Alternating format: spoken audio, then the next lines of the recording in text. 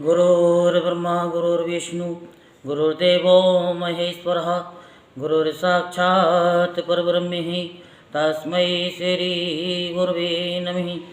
ओं गजाननं भूतगणाधिसेवितं कपितजम्बुफलचारुभक्षणं उमासुतं शोकविनाशकारकं नमामि विघ्नेश्वरपादपङ्कजम्। ओं श्री सां शिवाय नमः। ओं श्री सां शिवाय नमः। ओं श्री सां शिवाय नमः। ओम श्री सां शिवाय नमः। ओम श्री सां शिवाय नमः। आज हम आपको शिव महापुराण में शिव स्वरूप प्रणव का वर्णन की कथा सुनाएंगे। उससे पहले हम आपको एक ऐसा उपाय बताते हैं जिसके करने से लोगों को बहुत फायदा हुआ है। संतानहीन को संतान की प्राप्ति हुई है और निर्धन धनवान हो गए हैं, और जिनके जीवन में कष्ट ही कष्ट चल रहे थे वो सारे कष्ट समाप्त हो चुके हैं। वो उपाय क्या है? सोमवार को 7 मोमबत्ती लें, 5 मोमबत्ती शिवालय में जलाएं, 2 मोमबत्ती अपने घर के दरवाजे पर जलाएं। 21 सोमवार करने पर निश्चय ही मनोकामना पूर्ण होती है। लोगों की हुई है, आप भी करके देखो, आपकी भी होंगी। बोल शंकर भगवान की जय। शिव स्वरूप प्रणव का वर्णन की कथा को आप बड़े मन लगा करके कथा को श्रवण करें, जिससे आपका मन निर्मल होगा, और जब मन निर्मल होगा तो शिव के प्यारे बन जाओगे। वामदेव बोले कि हे भगवान, हे खणमुख, हे संपूर्ण विज्ञानरूपी अमृत के सागर, हे समस्त देवताओं के स्वामी शिव जी के पुत्र, हे शरणागतों के दुख के विनाशक, आपने कहा कि प्रणव के 6 प्रकारों के अर्थों का ज्ञान अभीष्ट प्रदान करने वाला है। वह क्या है? उसमें 6 प्रकार के कौन से अर्थ हैं? उसका ज्ञान किस प्रकार से किया जा सकता है? उसका प्रतिपाद्य कौन है और उसके परिज्ञान का फल क्या है? हे कार्तिकेय, मैंने जो जो पूछा है ये सब बताइए। हे महासेन, हे अर्थ को बिना जाने पशु शास्त्र से मोहित हुआ मैं आज भी शिवजी की माया से भ्रमित हो रहा हूँ। मैं अब जिस प्रकार शिवजी के चरण युगल के ज्ञानामृत रसायन का पान कर माया से रहित हो जाऊं, वैसा कीजिए। कृपा अमृत से आर्द्र दृष्टि से निरंतर मेरी ओर देखकर आपके ऐश्वर्य में चरण कमल के शरण में आए हुए मुझ पर अनुग्रह कीजिए। मुनिवर की ये बात सुनकर ज्ञान शक्ति को धारण करने वाले वे प्रभु शिव शास्त्र को विपरीत मानने वालों को महान भय उत्पन्न करने वाला वचन कहने लगे। सुब्रह्मण्य बोले, हे मुनि शार्दुल, आपने आदरपूर्वक समिष्ट तथा व्यष्टि भाव से जगत में विराजमान महेश्वर के जिस परिज्ञान को पूछा है उसे सुनिए।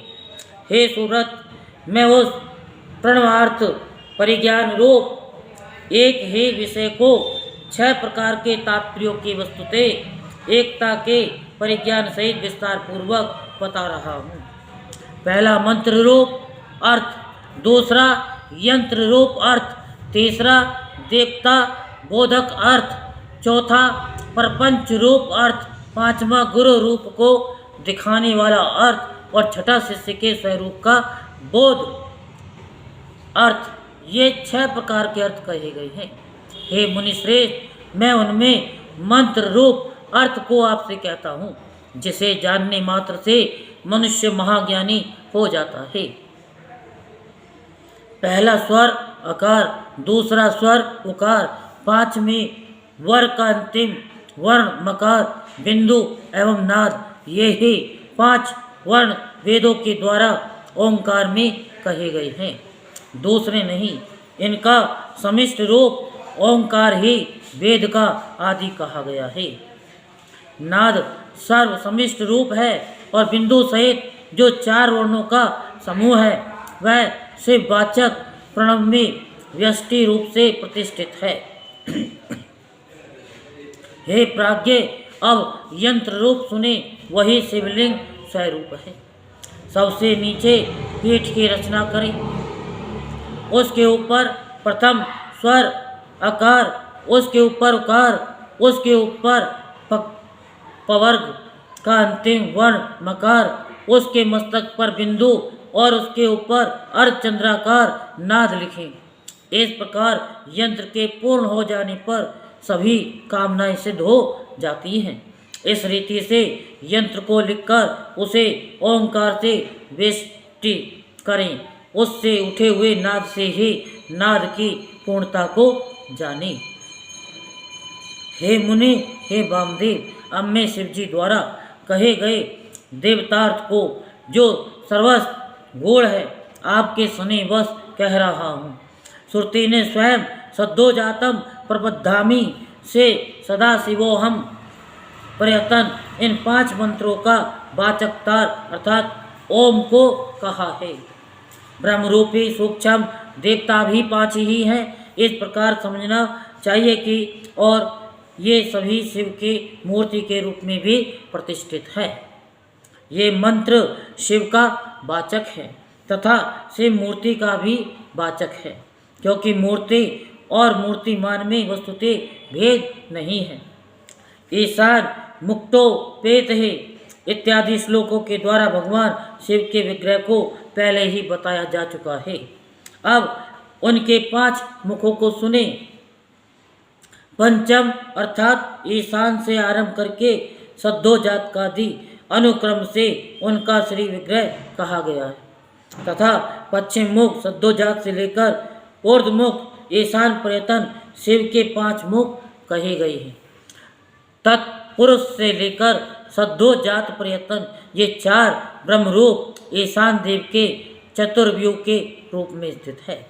हे मुनि, सुव्याख्यात ईशान नामक ब्रह्मरूप के साथ सद्योजात आदि के समन्वित होने की स्थिति पंच ब्रह्मात्मक समिष्ट कही जाती है तथा तत्पुरुष से लेकर सद्योजात पर्यटन 5 ब्रह्मरूपों की पृथक पृथक स्थिति व्यष्टि कहलाती है।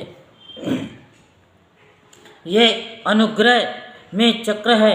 ये पंचार्थ का कारण पर ब्रह्म स्वरूप सूक्ष्म निर्विकार तथा अनामय है। अनुग्रह भी 2 प्रकार का है, एक तिरोभाव और दूसरा प्रकट रूप। दूसरा जो प्रकट रूप अनुग्रह है वह जीवों का अनुशासक और उन्हें पर अवर मुक्ति देने वाला है। सदाशिव के ये 2 कार्य कहे गए हैं। विभु के अनुग्रह में भी सृष्टि आदि 5 कृत्य होते हैं। हे मुनि, उन सर्गादि कृत्यों के सद्योजात आदि 5 देवता कहे गए हैं। वे 5 पर ब्रह्म के स्वरूप एवं सदा कल्याण करने वाले हैं। अनुग्रह में चक्र शांत्यातीत कला से युक्त हैं और सदाशिव के द्वारा अधिष्ठित होने से परम पद कहा जाता है।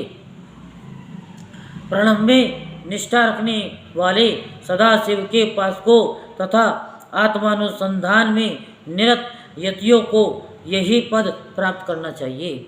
इसी पद को प्राप्त करके श्रेष्ठ मुनिगण ब्रह्मरूपी उन शिव के साथ अनेक प्रकार के उत्तम सुखों को भोग कर महाप्रलय होने पर शिव साम्य प्राप्त कर लेते हैं और वे लोग फिर कभी संसार सागर में नहीं गिरते।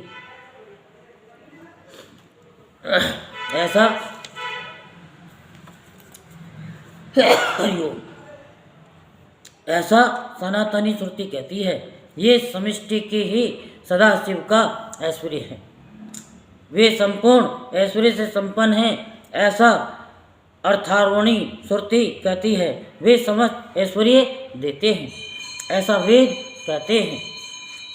चमकाध्याय के पद से ये ज्ञात होता है कि शिव से श्रेष्ठ कोई पद नहीं है। ब्रह्म पंचक का विस्तार ही प्रपंच कहलाता है। निवृत्ति आदि कलाएं पंच ब्रह्म से ही उत्पन्न कही गई हैं, जो सूक्ष्म भूत स्वरूप वाली है तथा कारण के रूप में प्रसिद्ध है। हे सुब्रत, स्थूल स्वरूप वाले इस प्रपंच की जो 5 प्रकार की स्थिति है वही पंचक कहा जाता है। हे मुनिसत्तम, पुरुष, स्रोत, वाणी, शब्द और आकाश, ये पंच समुदाय ईशान रूप ब्रह्म से व्यापक है। हे मुनीश्वर, प्रकृति, त्वक, हाथ, स्पर्श और वायु, ये 5 तत्पुरुष रूप ब्रह्म से व्यापक है। अहंकार, चक्षु, चरण रूप और अग्नि, ये पंच समुदाय अघोर रूप ब्रह्म से व्याप्त है। बुद्धि, रसना, वायु, रस तथा जल, ये पंच समुदाय वामदेव रूप ब्रह्म से व्यापक है। मन, नासिका, उपस्थ, गंध और भूमि, ये पंच समुदाय सद्योजात रूप ब्रह्म से व्यापक है। इस प्रकार ये सारा जगत पंच ब्रह्म में है। शिववाचक प्रणव यंत्र रूप से कहा गया है। वह नाद प्रयतन 5 वर्णों का समिष्ट रूप है तथा बिंदु युक्त जो 4 वर्ण हैं वे प्रणव के व्यष्टि रूप हैं। शिव जी के द्वारा उपदिष्ट मार्ग से सर्वश्रेष्ठ मंत्र आदि राज्य तथा शिव रूपी प्रणव का यंत्र रूप से ध्यान करना चाहिए। बोल शंकर भगवान की जय। हर हर महादेव, हर हर महादेव, हर हर महादेव।